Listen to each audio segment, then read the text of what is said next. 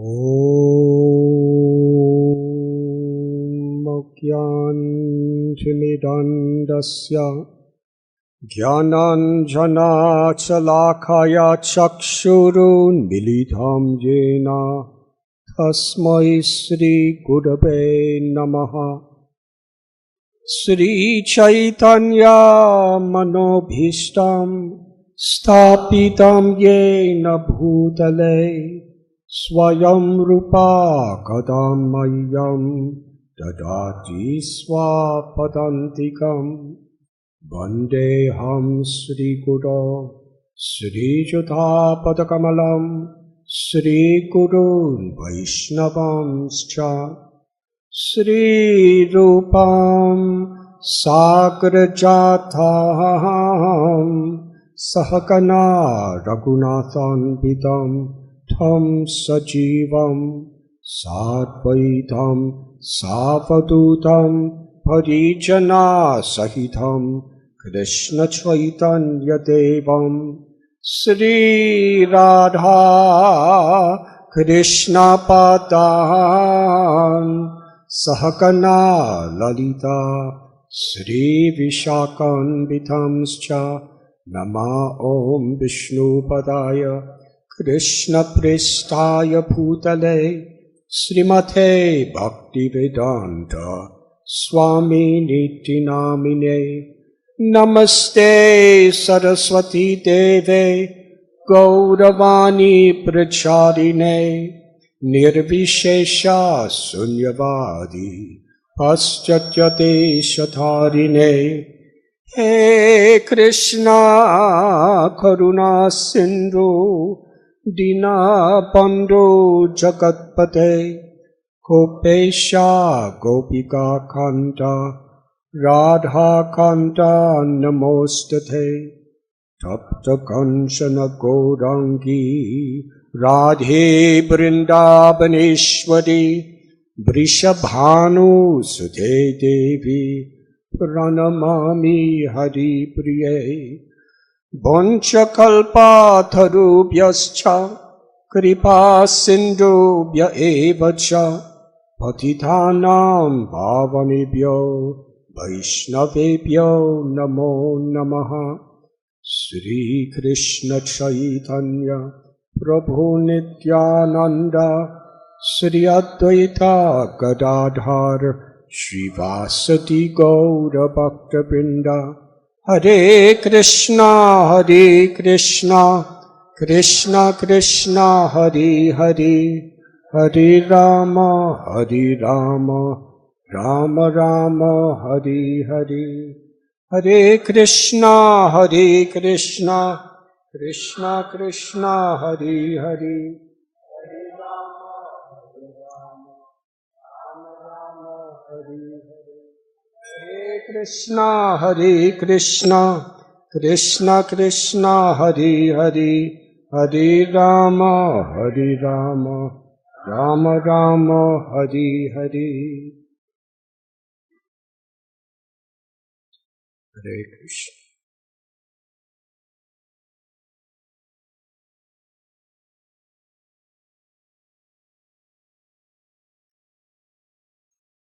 I am especially grateful to be with all of you this evening.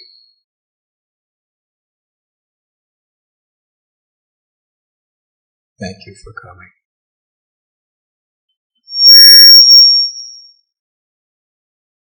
Every year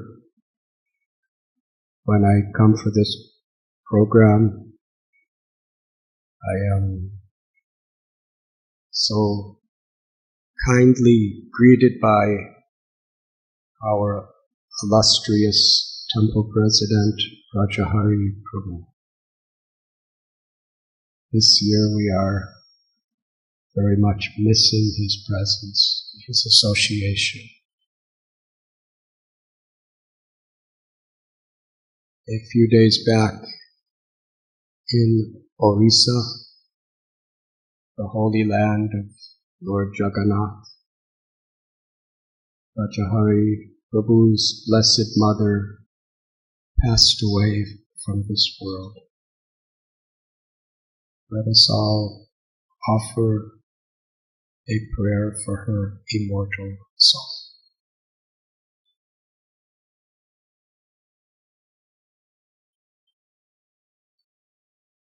Today is the disappearance day of Sripad Madhvacharya. Tomorrow is the disappearance day of Sripad Ramanuj Acharya. These are two of the great founders of the principal lineages of pure bhakti. Srila Bhaktivinoda Thakur, he writes that Sri Chaitanya Mahaprabhu, he came to give the essence of all scriptures in a very easy to accept and complete way to everyone, anyone who is willing to sincerely accept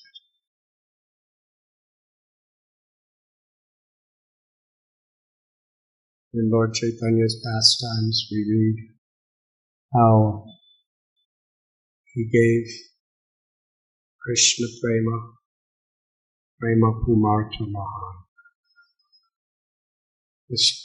The Purushartha Siromani. The Vedic literatures declare that unmotivated, uninterrupted love for Krishna is the crest jewel, the highest perfection of all perfections, the very essence of liberation. Kalera dosa nide raja nasti heka mahan guna kirtanat eva krishnasya mukta sangha param vraje. We're living in a time where very stormy with suffering, reversals at any moment, and practically all-pervading inclination within people for quarrel and hypocrisy. It is the age of Kali. The Bhagavad Puran tells that the great yogis of devotion, the sages who have realized the eternal self beyond this body, and who are compassionate to all beings, they worship this age of Kali as the best of all times. Why would that be? Because along with the disqualifications people have, there's a special blessing. That anyone who simply and sincerely takes shelter of the name of Krishna can achieve the supreme perfection of liberation. These verses were written well over 5,000 years ago by Vyasadeva, compiler of Vedic literatures. And they came to fulfillment through the karuna, the parama karuna, the compassion of Sri Chaitanya Mahaprabhu and his associates. Jeev jago gora chandra bole, kota mitra jayo maya ki sakshira kole. He had a simple message. Wake up, sleeping souls. It's like in the morning, we need a bell to wake us up. Well, I see many of you who are sleeping are being woken up by this bell at this moment. It's very auspicious. bell signals awakening, a calling. Before artis in traditional temples, they ring the bell, calling, wake up and come. Krishna's waiting. Your greatest treasure and promise in life is waiting.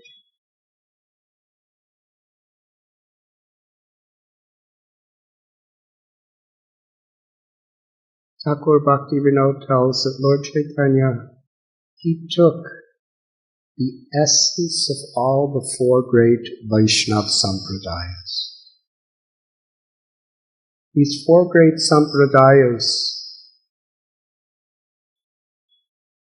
they are coming from the beginning of creation. The Rudra Sampradaya, whose original founder is Shankar, Lord Shiva, Vaishnavanam Yada Shambhu.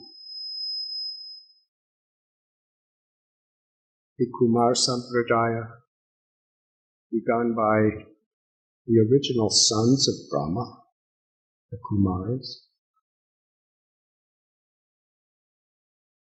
The Sri Sampradaya, which is begun by Lakshmi Devi, the eternal loving consort of Vishnu, and the Brahma Sampradaya, which is established by Lord Brahma.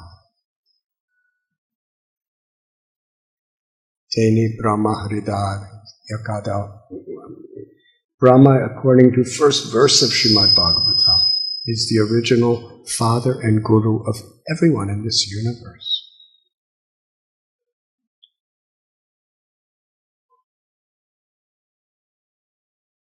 As time passed, these four great acharyas, they exemplified, expanded, and delivered to the people in general the very essence of these lineages. Nimbarkacharya, Vishnu Swami, Madhvacharya, and Ramanujacharya. Sri Chaitanya Mahaprabhu, taking the essence of two ideas,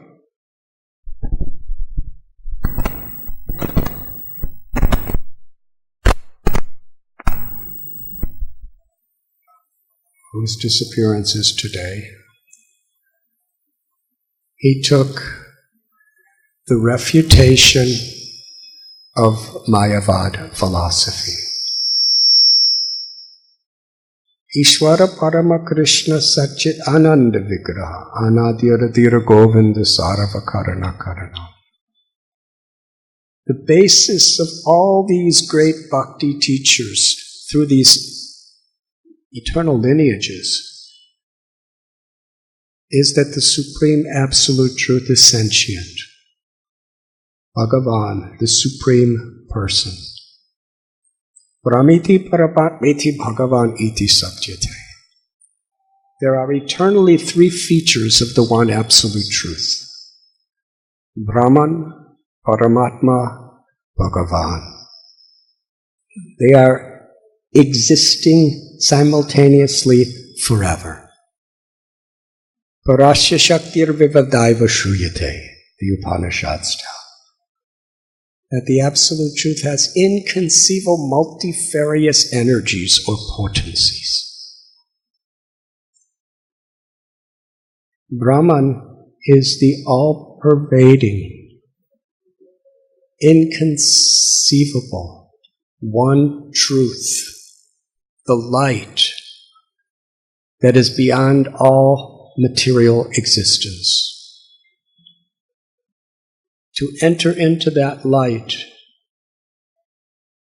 is one type of mukti or liberation, where one transcends the body, the mind, and the ahankar, the ego, and enters into the infinite light of the Supreme. Paramatma is the Lord who is within the heart of everyone, the super soul, who knows our every thought, who hears our every word, who sees our every action, and Suhrata Sarvabhutanam, who is our most intimate, loving friend. A friend never leaves us. A friend in need is a friend indeed. But even if we have best friends, still we have the free will to either accept the help of our friend or reject it. A loving mother or a loving father is such a friend, even if the child goes astray, abandons them, disobeys them. A loving mother and father is always waiting to receive them again. But cannot force. Krishna never forces. We forget the Paramatma, the Lord, who's all beautiful, who's all loving, who's all merciful, is within our heart. How is it that we can forget that He's there? After many years, many lifetimes of misusing our free will to act in disharmony, sarvasya chaham hridishani vishtomatasimati rajnanam apohanam cha. Krishna tells in Bhagavad Gita, I'm in everyone's heart, and I am the source of remembrance, knowledge, and forgetfulness. We cannot forget Krishna without His help. We cannot remember Krishna without His help. Srila Prabhupada would sometimes tell people who were scientifically, philosophically trying to establish atheism, there is no God. Prabhupada would tell them, all your arguments you're getting from God. If He doesn't give you the arguments, you can't have them. Where does your brain come from? Where does your power to think come from? Where the power to reason? And ultimately the free will to use those things.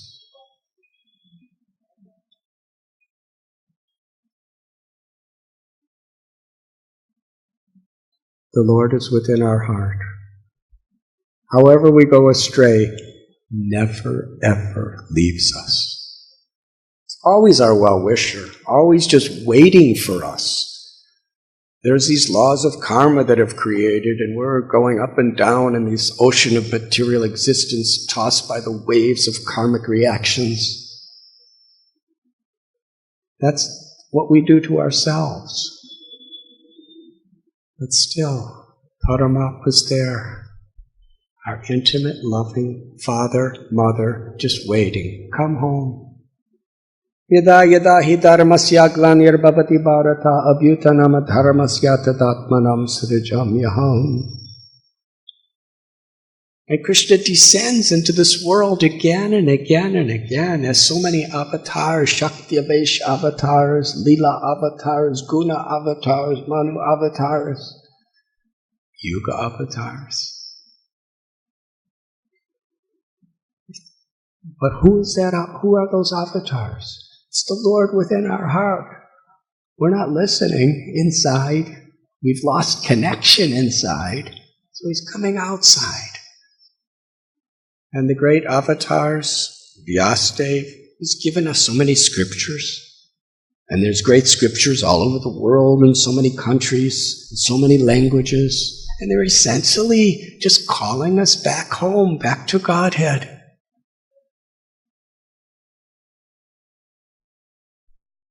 The Guru is the representative of the Chaitya Guru. The Guru is speaking the words that is being inspired by the Lord within our own hearts, calling us back. And then Bhagavan, who is the supreme, all-loving object of everyone's love. love is the highest pleasure, ananda. It's dynamic. It's ecstatic. Pure being is ecstatic. But Rupa Goswami explains that the ecstasy of the liberation, of feeling the limitless love for Krishna, experiencing the beauty of Bhagavan, engaging in the service for the pleasure of Bhagavan is limitlessly even deeper and greater. That is prema. The Lord's body, the Lord's names, the Lord's form, the Lord's pastimes, the Lord's abode, the Lord's qualities are nitya. They are eternal, Satchit Ananda, and full of knowledge and full of bliss. Mayavad philosophy is to say that ultimately Bhagavan's form and pastimes and qualities are maya, or illusion. With such a conception, entrance into the abode of the sweetest and highest love is not possible. So all these four great Vaishnava acharyas and all of their descendants establish this principle of bhakti in a personal way. So this is the first message that Lord Chaitanya took from Madhvacharya. Clarification of this misconception that Bhagavan is ultimately an illusion. And the second item is service to the deity of Krishna, accepting the deity to be an eternal spiritual being. Here at Radha Rasbihari Temple, there's the wonderful history of Srila Prabhupada.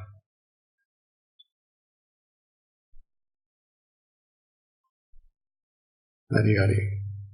Could everyone hear? If you can't hear, you're probably being protected.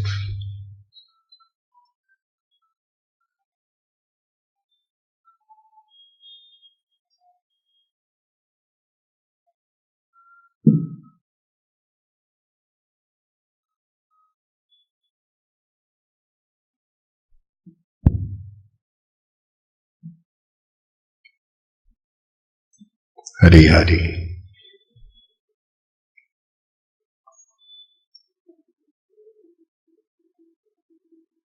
This year we are celebrating the 40th anniversary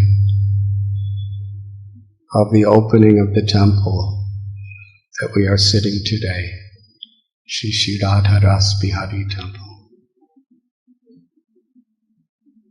When Srila Prabhupada first got this land, he had the intuition that it's the age of Kali. Things do not come so easy. The land was bought in a completely proper way, but the person who sold it intended to ultimately cheat Srila Prabhupada. So the first thing Srila Prabhupada did is he brought the deity of Krishna and Radha and made a little shack, little hut, and put them here and said, this is now your home and we will build you a temple, and I promise we're going to build you a temple. And after that, years of struggle and fighting, and all the devotees gave up. This is impossible. The government, the media, people with tremendous wealth and power, Srila Prabhupada didn't have anything except love. He didn't have money. He just had a few inexperienced Western devotees. Guru Das, who is sitting among us, was one of them. But Srila Prabhupada promised the deity, we're going to make a temple for you here. And against every impossible situation, devotees would tell Prabhupada, we can't fight these people, it's impossible. Prabhupada's words, impossible is a word in a fool's dictionary. It's impossible for you, it's impossible for me. But what is impossible for Krishna? We are doing this for Krishna. Krishna wants this. It wasn't a fight with swords or guns or armies. Srila Prabhupada was simply armed with love and devotion. And he was very uncompromising with his love and devotion. And that little swamp filled with mosquitoes and snakes, where Radharani and Krishna were living, is now the most popular temple in all of Mumbai. Radha Raspiyari. So Srila Prabhupada, on behalf of these great acharyas, taught us the deity, when the presence of the Supreme Being is invoked according to Vedic guidelines by those who love the Lord, Krishna appears to accept our offerings. I once heard someone challenge Prabhupada that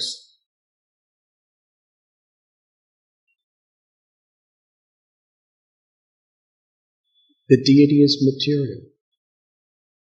How could God be in the deity? God is unlimited. How could you limit God by putting him in a little material form if God is unlimited? Is that a good argument? Srila Prabhupada? He said, if God is unlimited, then why are you limiting him by saying he can't receive our love and devotion in the form of the deity? That's a limitation. Bhagavan himself worshipped deities to show us by example. A tangible, personal way in which we could completely focus our mind and love and devotion to the Lord. Making garlands, cooking offerings, singing, dancing, singing, meditation. And it's not just a symbol of something that we're meditating on. This is not what the scriptures or the great acharyas have taught. They have taught deity of Ram, Sita, Lakshman, Hanuman, deity of Narasingha, deity of Lakshmi, Narayan, deities of Radha, Raspihari. The Supreme Being, who is unlimited, accepts that form just to reciprocate with us in a way that we're able to completely focus our consciousness. Sripad Madhvacharya, who according to the scriptures is a avatar of Vayu, Hanuman, and Bhima. Same tattva.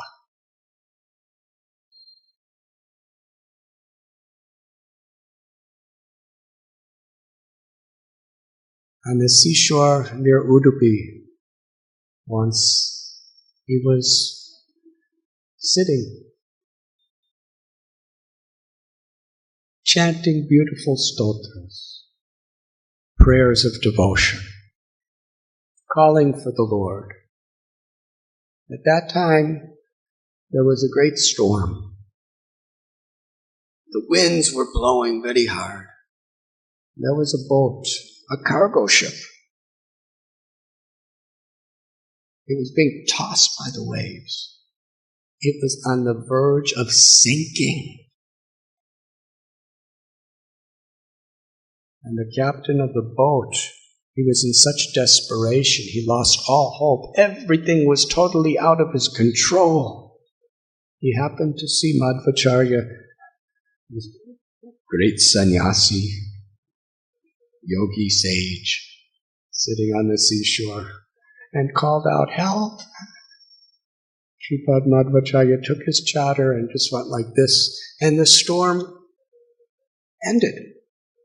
It was of a completely peaceful, sunny day, within a second. For a descendant, an incarnation of Vayu, it's not a problem to change the course of the wind. So that person came to shore and said, "I have so many valuable wares on this boat. I'd like to give you anything you want." There was vessels and furniture and whatever else. He was a merchant. "Anything, take it. Give you everything." Madhvacharya said, "Where are you coming from?" "It's coming from Dwarka." "Oh, Dwarka. Do you have any Gopi Chandan?" "What is Gopi Chandan?" "It's clay. Clay from the very place where Krishna and Sri Radha and the gopis performed their pastimes, just outside of Dwarka. And that Gopi Chandan is the dust from the lotus feet of Krishna, Sri Radha and gopis. And that is what we use for our tilak every day to this day. So Madhvacharya said, "Do you have any of this clay?" He said, "Yes, we actually have 2 big clumps of this clay that we use just to balance both sides of the boat." He didn't see any monetary value to this, but it's good for balancing weight. Madhvacharya said, "Yes, please give me that." He took off the Gopi Chandan, very heavy, big teeth, big piece. Madhvacharya chanted prayers and the Gopi Chandan opened, and inside was deity of Krishna.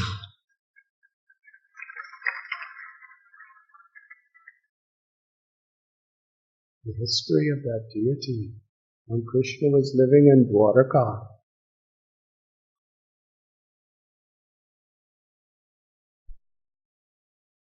Devaki, his mother, she said to Krishna that here in Dwarka you are a great prince, living in royalty, with so many palaces and so many consorts. In Vrindavan, you were just a mischievous cowherd boy, so sinful. You used to steal butter. The very night that you appeared from my womb, from my heart, you told us to bring you to Gokul Mahaban, where Nanda and Yashoda were to be your mother and father. So for all your childhood pastimes, Yashoda Mai had the great fortune of being your mother. And I was in prison for all those days, shackled by Kamsa.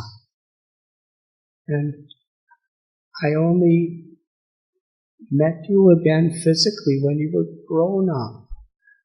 I want to see with my motherly love, Premanjana Churita Bhakti Vilochanena, because we can't see Krishna with eyes. Even when the deity is there, if we don't have faith, if we don't have the desire to love and serve, the deity looks like a piece of stone. Srila Prabhupada said, if you approach Krishna as the all-beautiful, all-loving, supreme personality of Godhead, Krishna reveals himself like that to you. You approach as a piece of stone, all you'll see is a piece of stone. Ye yata mam prapadyante tams tadaiva bhajamya.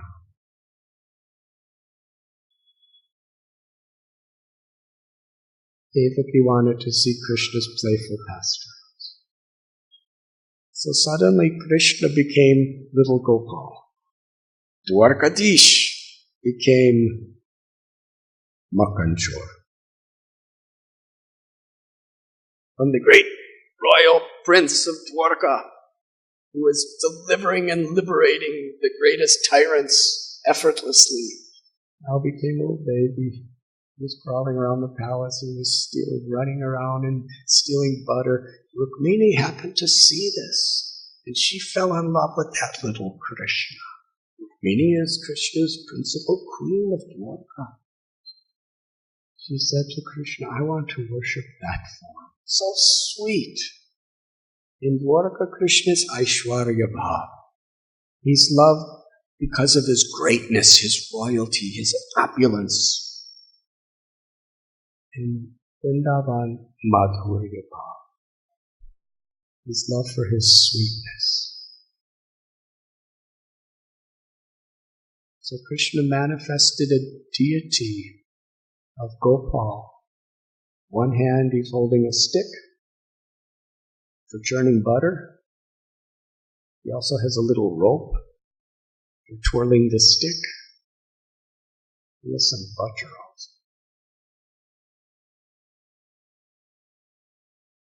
So at the time after Krishna left this world, there was a great flood. And that deity was lost. Somehow or other that deity was in the Gopi Talab, the lake where the Gopi Chandan comes from. It went into the earth. And Krishna wanted to be with Madhvacharya. That's all.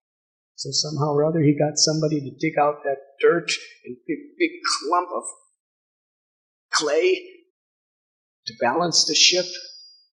When the clay broke open, it was beautiful Krishna, a self-manifested Murti of over 5,000 years. And here is Sripad Madhvacharya. He picked up the deity himself, and as he was carrying to Udupi from the seashore, he composed beautiful prayers of love, which for the followers of the Madhva Sampradaya, these prayers are held most sacred. And how he worshipped the form of the Lord. He was such a scholar, such a knower of Vedanta.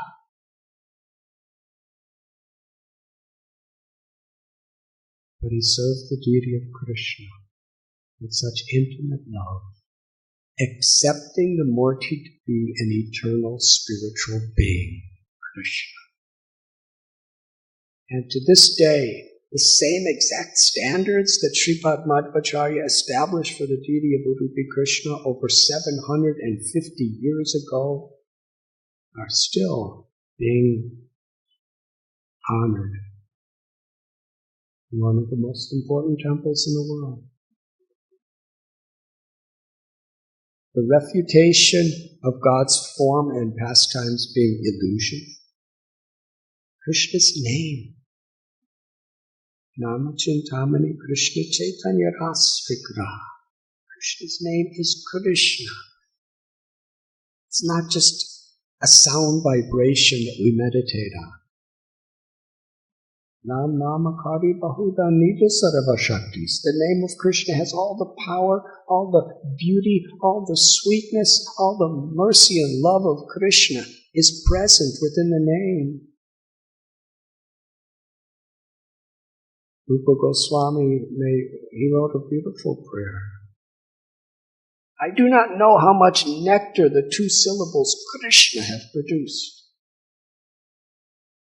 When I chant the name of Krishna, Krishna appears to dance on my tongue, and I desire many, many, many mouths because so sweet. And when that name of Krishna, these 2 syllables enter my ears, I desire millions and millions of ears. And when it enters into my heart, it conquers my life.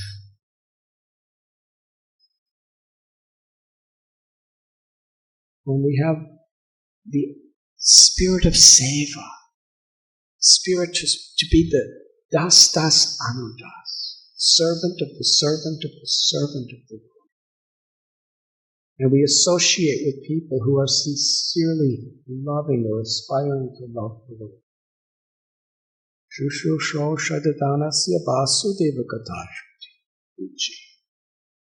This taste for hearing the names and glories of the Lord comes by serving great personalities.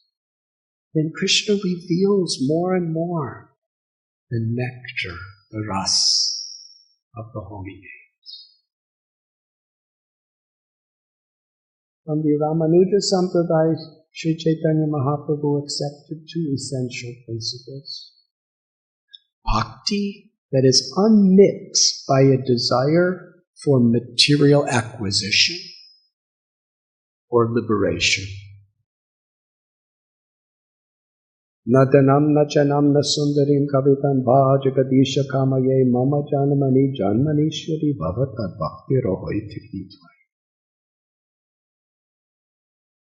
Mahaprabhu took this essence. I do not come to you, Krishna. I do not pray, I do not worship, I do not chant your holy names, I do not serve you with any desire for wealth,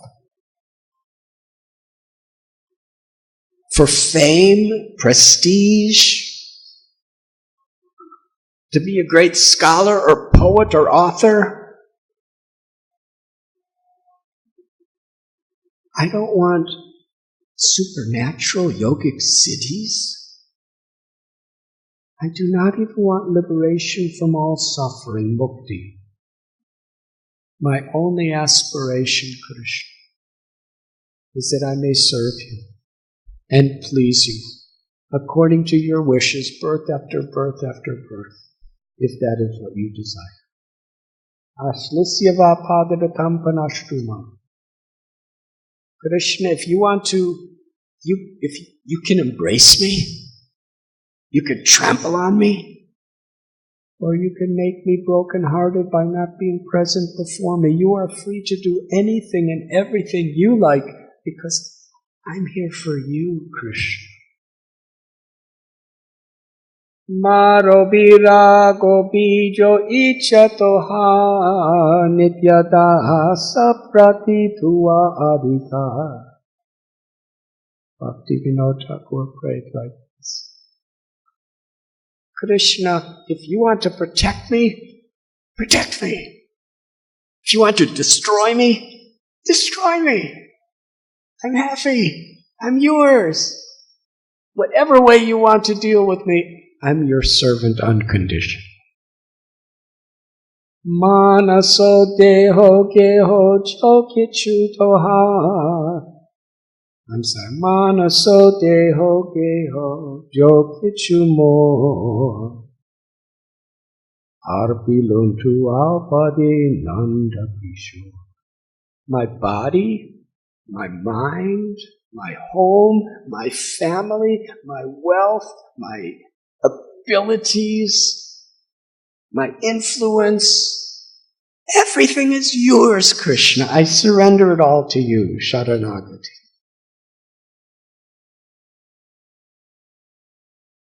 This was emphasized by Sri Ramanujacharya.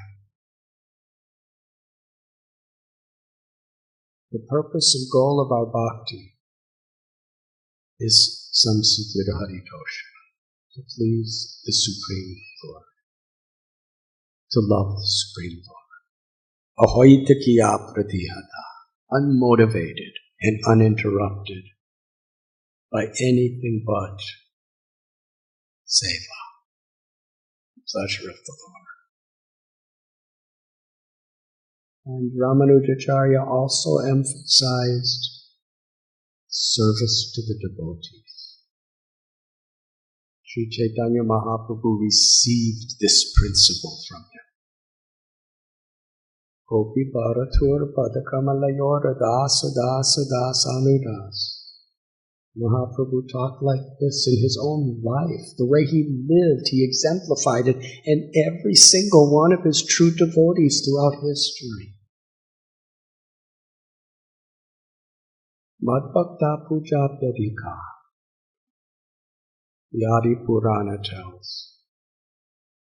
Krishna says, one who says he's my devotee is not really pleasing me.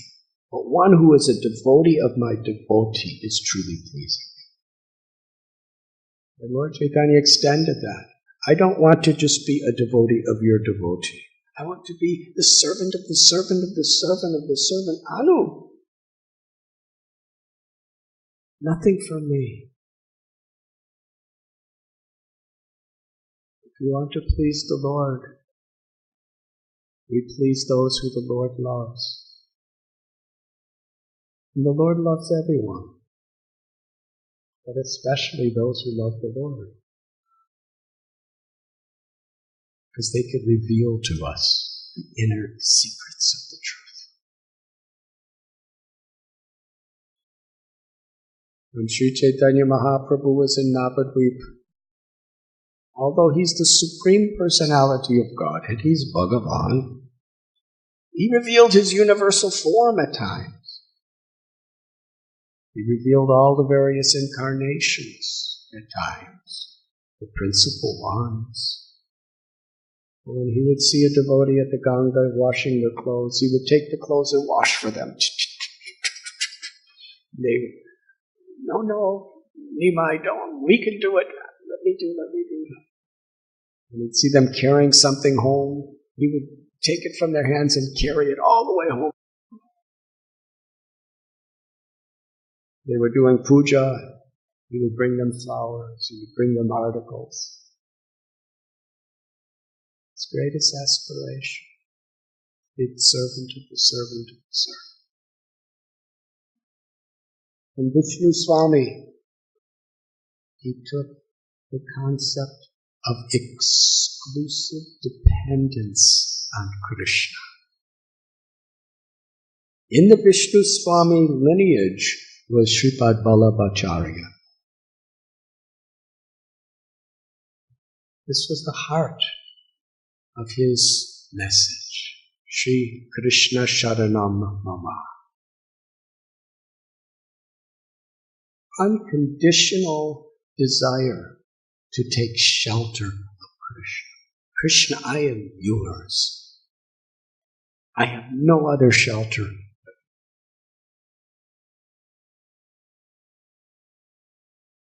Rinadapi sunichena tarori vasehishvana amanina manatena kirtaniya sadahari. Lord Chaitanya taught this as an essential verse to study and assimilate.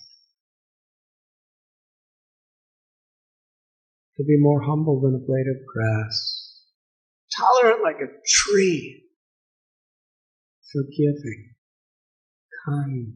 A tree is giving its life for everyone. In the summer when there's a drought, the tree hasn't had a drop of water in months, it's giving ripe, juicy mangoes to us. The blazing summer, standing in the sun, giving shade to us. Cut off a limb, take the wood, and then we burn it so that we could be warm. That's tree. To offer all respect to others, not to expect any respect for oneself. In this humble state of mind, we can fully depend on Krishna. Little Prahlad Maharaj, even though he was in impossible situations, he didn't have physical strength. We just depended on Krishna. This entire Radha Ras Bihari temple, everything that we have here, it was all manifested because through the most impossible challenges, Srila Prabhupada just totally depended on Krishna. And when you depend on Krishna, you become truly compassionate to others and fearless, courageous. Arjuna depended on Krishna against all odds in Kurukshetra.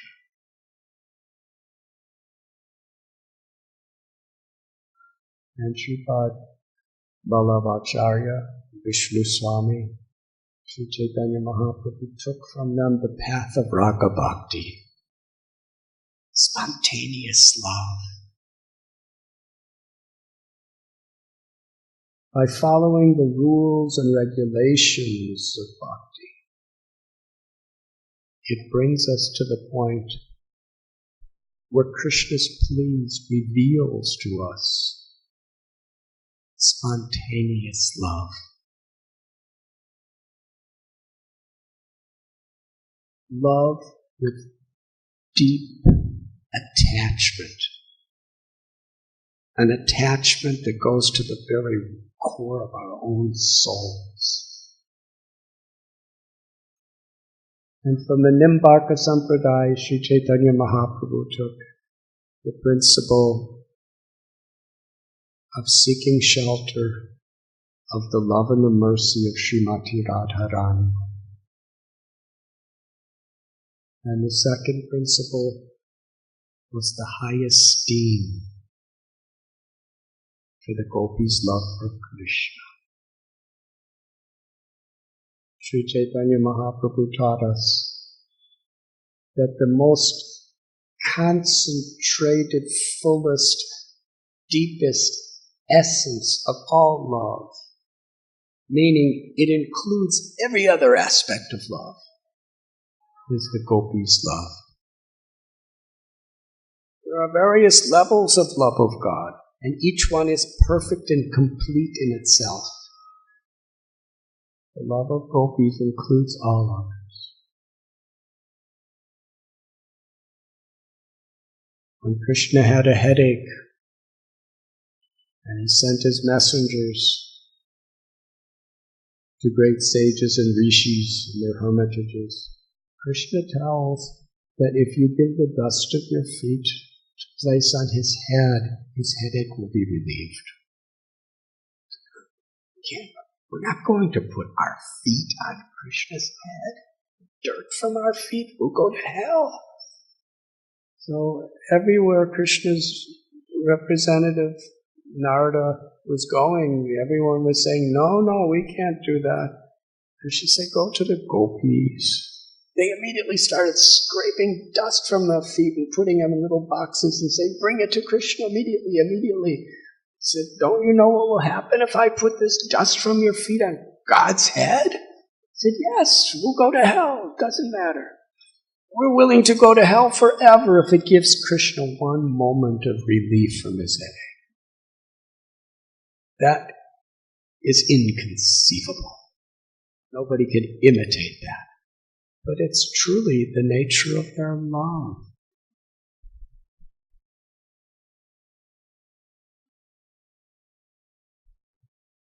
Tomorrow being Ramanujacharya's disappearance day, I'd like to say just a little something about Sripad Ramanujacharya before I end today's class. A few weeks ago, I went to Sri Purambudar. Have any of you been there? Please raise your hands. It's the birthplace of Sripad Ramanujacharya. I especially wanted to go because this year that we're living in marks the 1000th birthday of Sripad Ramanujacharya.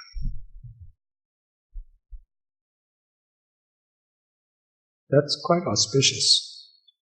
And I was thinking, if I don't go to his birth site this year, I don't know if I'll be around in 1,000 years for his 2,000th birthday.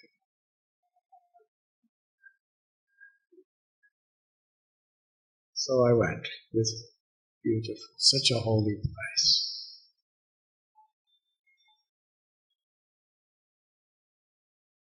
There's a wonderful Murti of Ramanujacharya there. When Sripad Ramanujacharya was in his last days in this world, devotees wanted a Murti of him. Ramanujacharya is Lakshman, Balaram, according to their teachings, an incarnation, Ananta. So Ramanujacharya had an artist make a deity that looked exactly like him. Then Ramanujacharya embraced that deity and breathed in the deity's Tapan's head and said, I am now present forever in this form.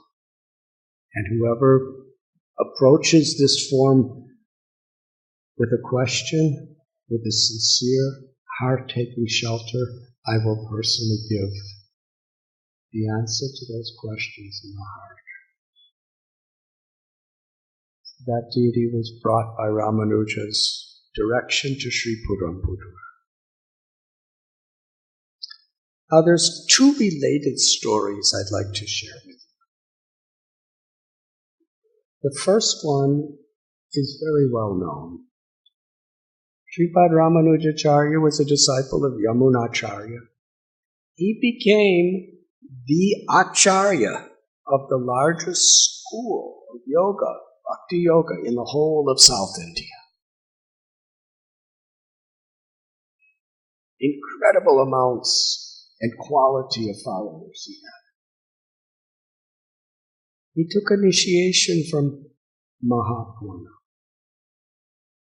who was one of his godbrothers, because Yamunacharya left this world before Ramanuja took initiation. But Mahapurna and all the others, they all, even though they were so exalted, so much older, and so learned, and so close to their guru, they saw that Ramanuja had the most qualification. They made him their leader. There was no competition of ego. Whatever's best for the service of Bhagavan is what all of them want. So one day Mahapurna said to Ramanuja that you should receive a special mantra from my godbrother, Gopinath. Now Gopinath lived a long distance away, about 100 miles. Ramanuja walked from Srirangam, the capital of Sri Vaishnavism. Today it's the largest temple in all of India, and it was then too. He walked all the way with his principal disciples, Dasarati, Kuresh. He approached Gopinath and said, my guru wants me to accept an initiation into the mantra from you. Gopinath, he said, I do not easily give this mantra. I don't give this mantra to anybody. A person has to be completely detached from material life to receive this mantra. Let me think about it. Ramanuja went back about 90 miles back to Srirangam. And he came back. It's a long walk. Gopinath, he said, I haven't decided whether I should give it to you. Come back another time. Back and forth. He went 17 times over a period of time. And one day a devotee from Srirangam came to Gopinath and said, Ramanuja's crying because he feels that he's so unqualified to receive the mantra that his guru has told him to receive.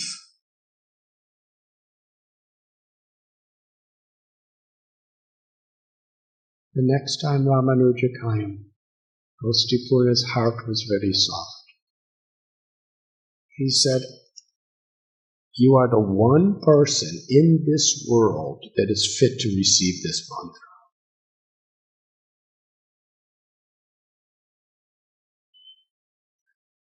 If anyone has any inclinations toward material pleasure, gratification, or has any ego, they can't have this mantra. Because anyone who chants this mantra sincerely will go to Vaikuntha, the spiritual world. So I will give this mantra to you and you alone, and I order you to never repeat it to anyone. And he gave him the mantra. Ramanujacharya bowed down to the feet of his Guru Gopinath. He's returning to Sri Rangam. On the way, he saw so many people just roaming about. Some were suffering, some were poor, some were suffering, they were rich, some were suffering, they were scholars, some were suffering, they were illiterate, but everybody was all mixed up. He was feeling ecstatic love for Narayan. He couldn't bear seeing people without this love for the Lord.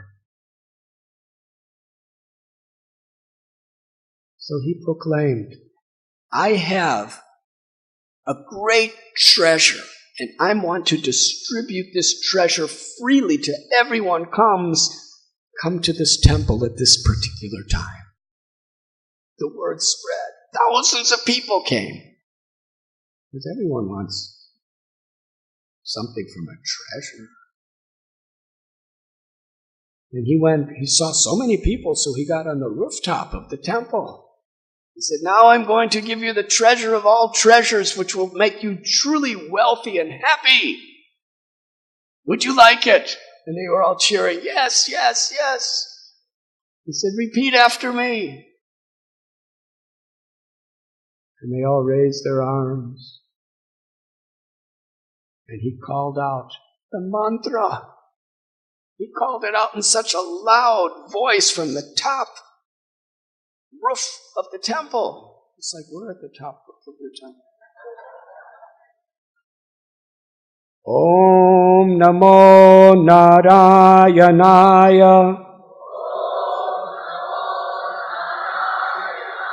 Om Namo Narayanaya. Om Namo Narayanaya. Suddenly everyone was looking at each other. They were brothers, they were sisters, they were family in God's love. They were looking at each other with pure compassion. By the mercy of Ramanujacharya, they were weeping and crying in gratitude. And Ramanujacharya was so moved by that. He went back to his guru, Gopinath's ashram, to thank him for giving him such a merciful mantra that helped so many people. Meanwhile, Gopinath, he heard this loud kirtan of the secret mantra.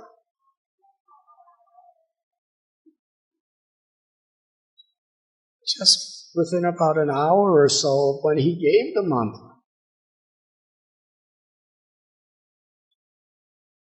he was furious. Ramanuja came, so humble, along with his disciples. And he bowed, he dandavat pranams to Gopinath. Ramanuja, tears in his eyes, folded his palms. Gopinath would not even look at him. He screamed, He said, "Get out from my sight, you wretched, sinful being. Out from here. I never want to see your face again. I ordered you to never give anyone that mantra. And you defied my instruction? And now you have taken the sacred, secret mantra that has been concealed for so many long generations of great yogis, and you've given it to everybody. You've ruined everything. Get out from here. Because of this offense, you will go to hell." It's not good to make a guru angry. Unless you're Ramanujacharya. Ramanujacharya, with total respect, humility, and gratitude, he said to Gopinath, he said, I know what you said, that it's a secret and I shouldn't tell anyone. And I took that very seriously. But you told me anyone who chants this mantra sincerely will be liberated from suffering and go to the kingdom of the Lord, Vaikuntha, to be an eternal associate with the Lord. As I was walking home, I saw so many people suffering due to forgetfulness of Narayan. I couldn't bear it. My dear Gurudev, what is the loss if one insignificant little person like me goes to hell forever? If all these thousands and thousands and thousands of people go back home, back to Godhead Vaikuntha?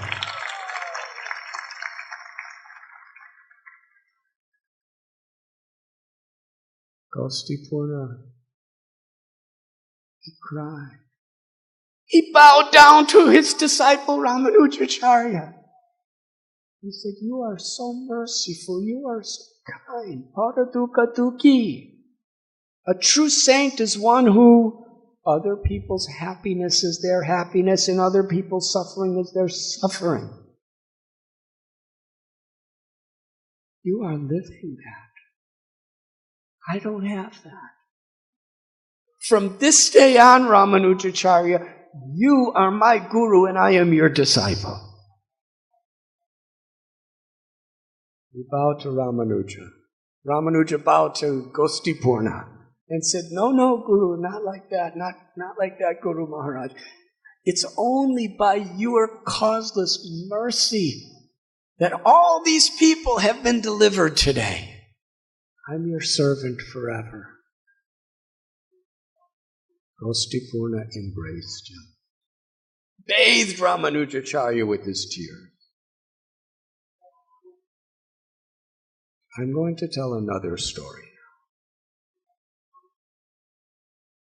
On the banks of the river Kaveri in Srirangam, in the summer,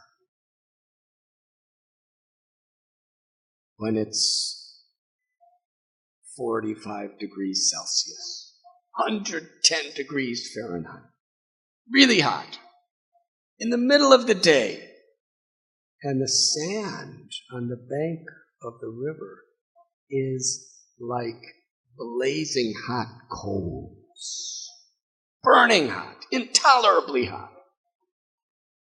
Gopinath happened to come to Srirangam.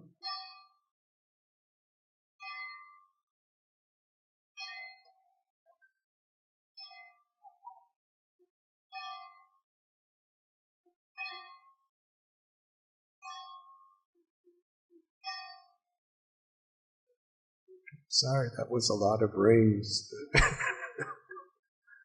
But I'll end really soon. He called for Ramanuja, and Ramanuja again came with many of his loving disciples. When Ramanujacharya saw his guru, Gopinath, who gave him the mantra, Om Namo Narayanaya, who was so exalted, like a father to him. Sripad Ramanuja didn't try to show, I'm a guru, and he's a guru, and he's not like that. He's my guru. Right in front of all of his disciples, Ramanujacharya, with complete, genuine, pure humility, offered his Dandavat pranams. That means laying your body completely flat like a stick in humility. But the problem was, nobody could even stand with their feet on that sand. And he was laying his entire body on the sand. You know, he had his little dhoti and chadar.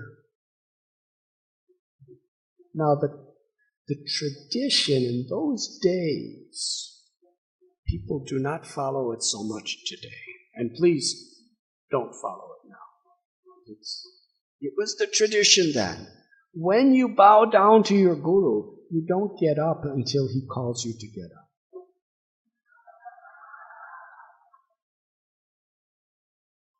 So here is Ramanujacharya laying flat on this red, hot sand, face down.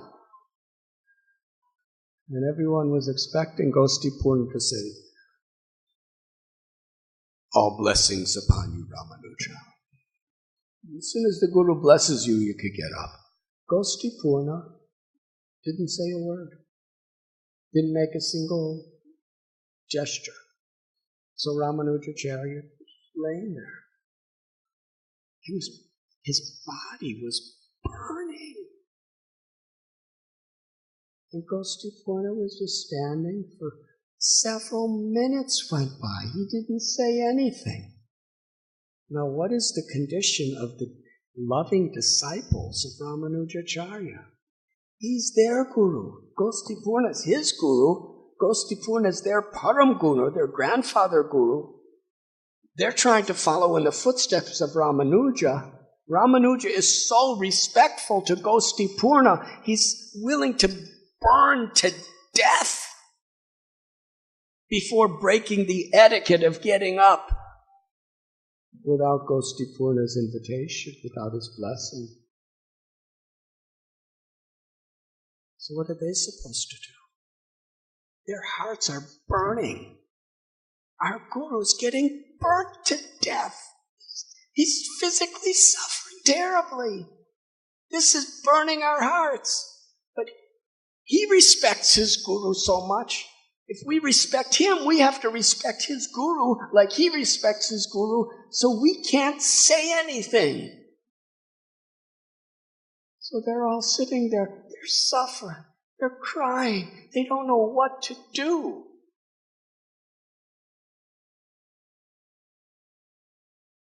And Ramanuja's silently laying there getting burned. And Gostipurna's just grave, silent.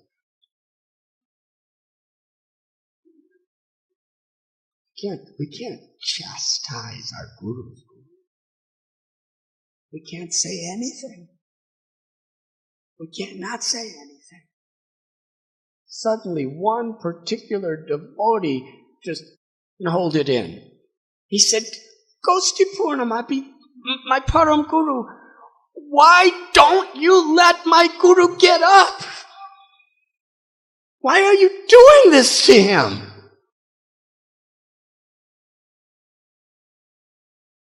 Everyone was shocked because Gostipurna was known for having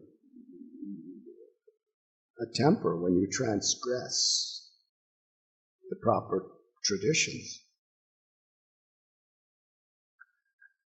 There was complete silence. Huh? How could he chastise Gosti? And Ramanuja was still laying there. Gostipurna smiled. He blessed Ramanuja and invited him to get up.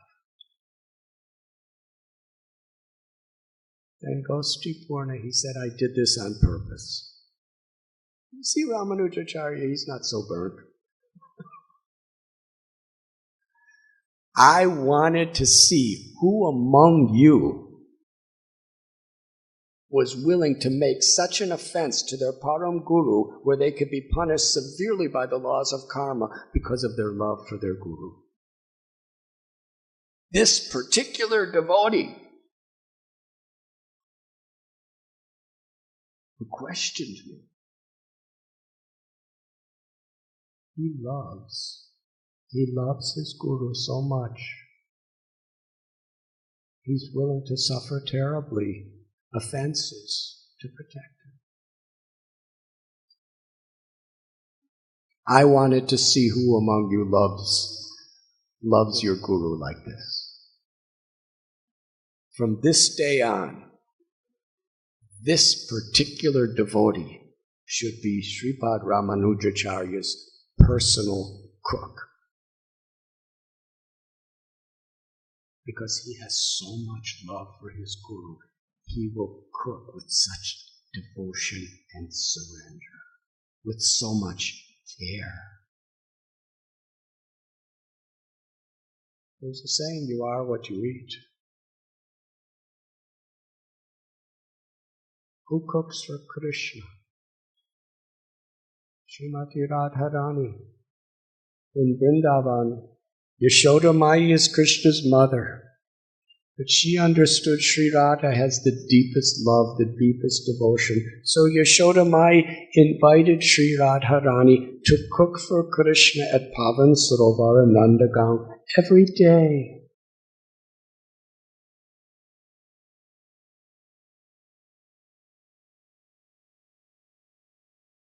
This particular devotee, Ramanujacharya, lived 125 years. He was Ramanujacharya's cook for the rest of Ramanujacharya's life. That was his qualification. That was his love. Love is not just a sentiment. Karuna, compassion, is not just a feeling. It's a profound feeling that activates and motivates sacrifice for the pleasure of the beloved. And that sacrifice is the sweetest,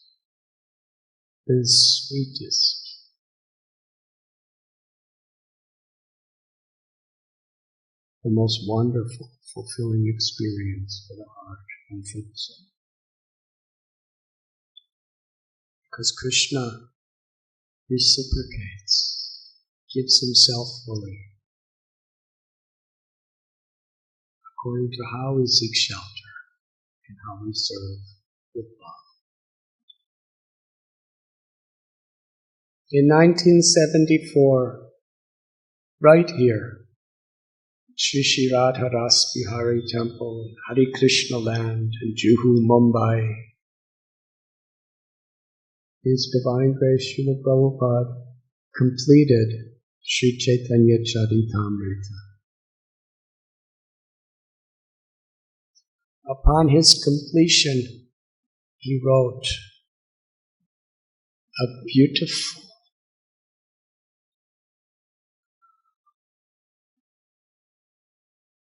end note to the entire 17 volumes at that time of Sri Chaitanya Charitamrita.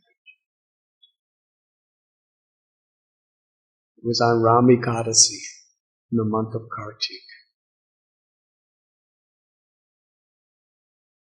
He tells how he first met his Guru Maharaj, Srila Bhakti Siddhanta Saraswati Thakur, in 1922, and was given the instruction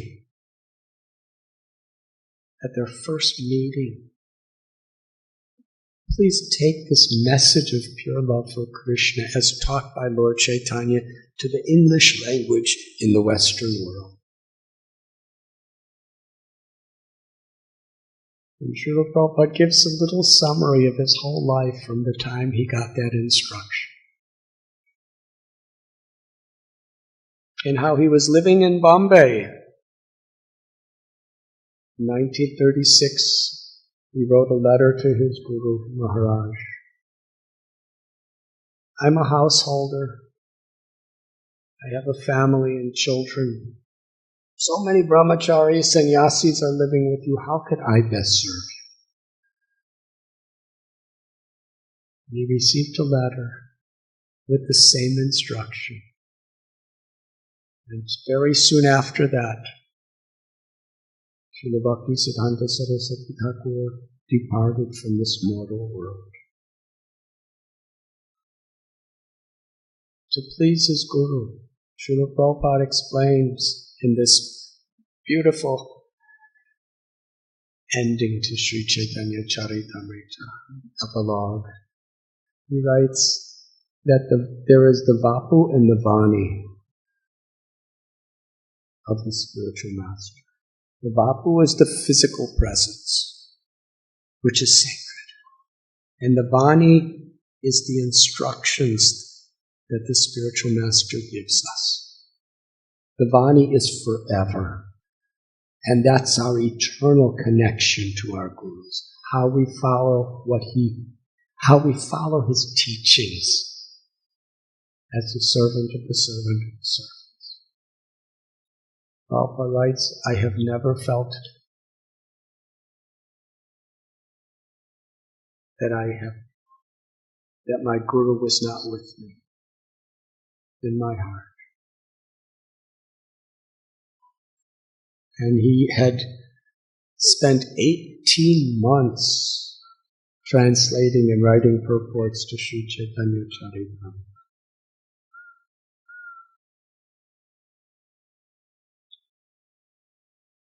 And he completed that great literature here.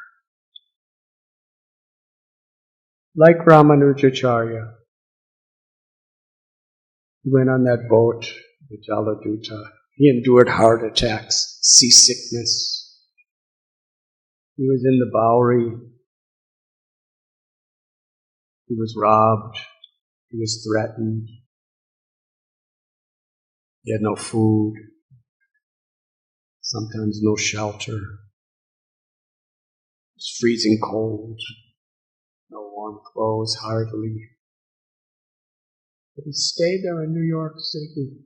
He had a stroke. And probably more difficult than all those things, then he started having to deal with people like us. And giving his life.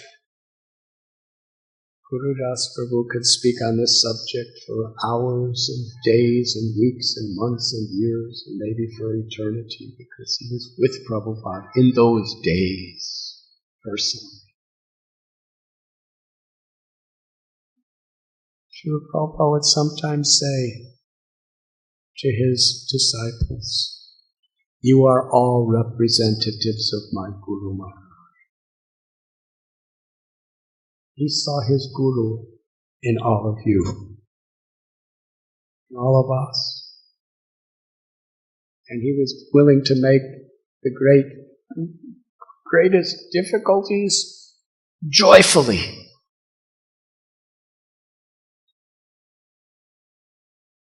He never left Vrindavan. The gopis' love for Krishna is pleasing Krishna in any way Krishna wants. Sri Chaitanya Mahaprabhu's associates, they were gopas and gopis that came to this world, so many of them in his Chaitanya Charitamrita. Swarup Damodar Goswami, Ramananda Rai, Rupa Goswami, Sanatan Goswami, Raghunath Das Goswami, Gopal Bhatta Goswami, Shivananda Singh, Haridas Thakur. They were expressing their love. Gadadhar Pandit was Sri Radha by spreading the holy name around this world.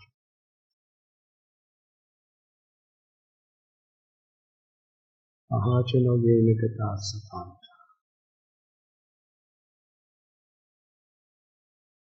Srila Prabhupada wanted everyone to be happy, truly happy, eternally happy in Krishna's love. That is the message of Mahaprabhu Sri Chaitanya and the message of all the great acharyas. That happiness is especially accessible to the congregational chanting of the holy name.